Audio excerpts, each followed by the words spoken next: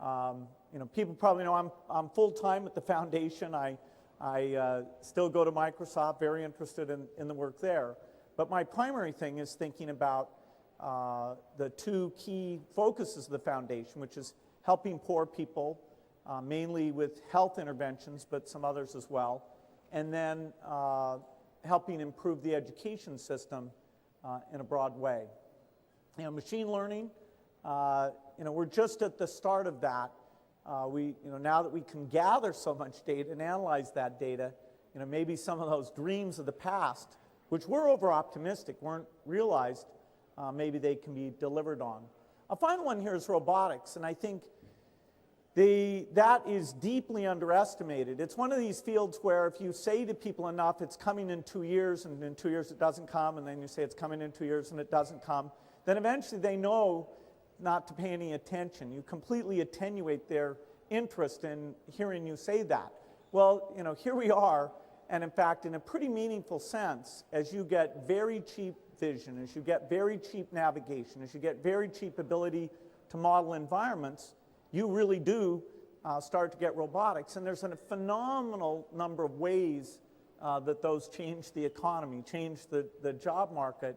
And so it's too bad that we've kind of fooled people into thinking this might not come, because even people outside the computer science domain ought to be thinking about some of the challenges and opportunities that will create. So it's the intersection of these qualitatively different ways of changing computing and the quantitative that really intersect. In fact, if you think of a previous boundary in computing, which was going from big computers to personal computers, I always was confused why IBM or even Digital Equipment, they made the medium-sized computers, and their chief executive says nobody wants a personal computer. Well, why didn't they see that? Well, it's partly that he saw the quantitative change, but what that meant qualitatively, what the demand side, the use side, he wasn't able to see. So I want to take an example of this human-computer interface, an example of some work being done at Microsoft Research on vision, and just give you a glimpse of how quickly that's come along. Okay, this is, I'm going to come down to where my Kinect camera is here. This is a Kinect camera. Hopefully you guys have heard of Kinect. It's a video camera that goes to the Xbox, and so that's it right there.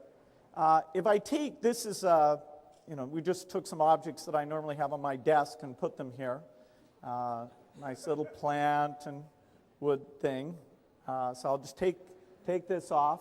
That's key. Sometimes I forget to take my hand off.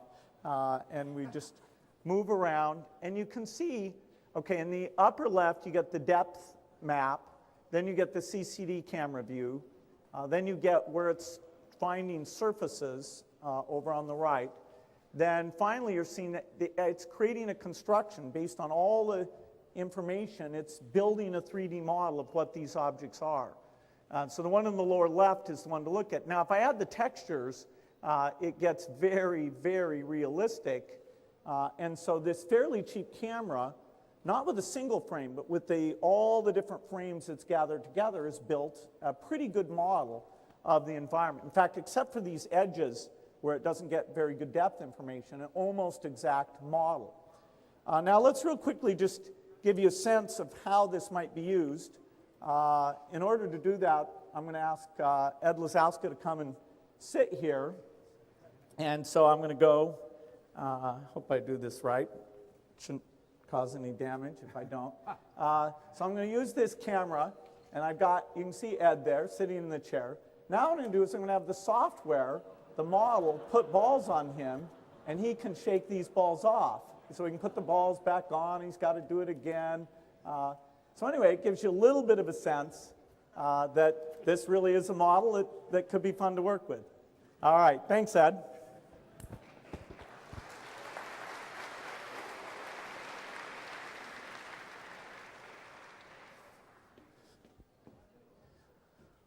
Well, now my next example is this disease modeling activity. And this is, oh no, I have a couple other examples I want to talk about before I do that. a lot of great examples of this kind of modeling work are being done here at the University of Washington. And this is not just pure pandering. These are really state-of-the-art, exciting things. I got a chance to talk to David Baker about the protein folding work he was doing about almost a year ago.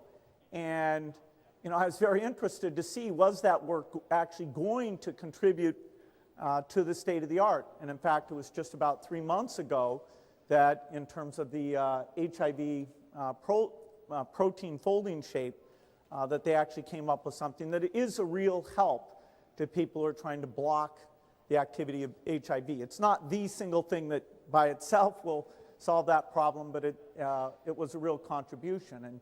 And so, it was a fascinating way that he together with Zoran Popovic, built software and got people to play around with it.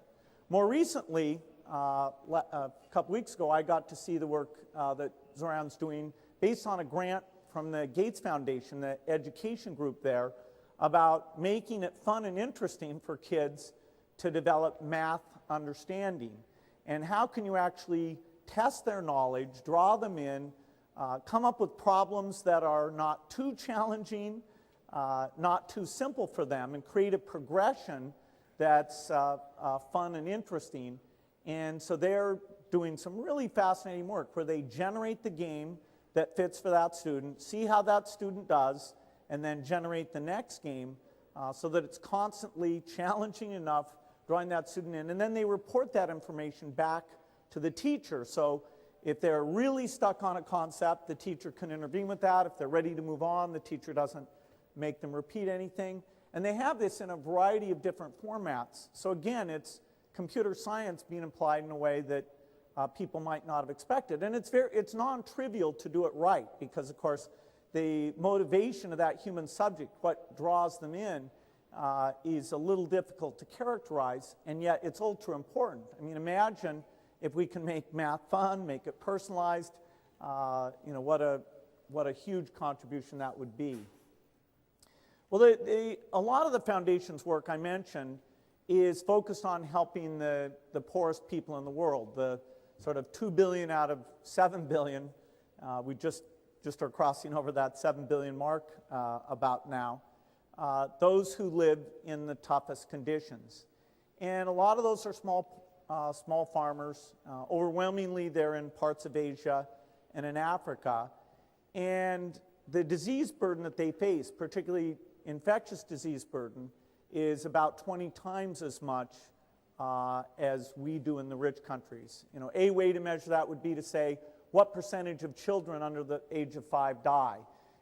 And in the worst of these countries, it's about 20%, 200 per thousand die before the age of 5. In the United States, that number would be about 7 or 8, and most of that is birth defects that in the first week of life are a problem. Once you get past 1 week, then you have a 10,000 times greater chance of living to age 5 as a child born in Africa. Now, one of the key reasons for that is a few particular infectious diseases, of which malaria would be number one. In Africa, malaria is the number one killer of children, followed by pneumonia and diarrhea, but this is the worst of them.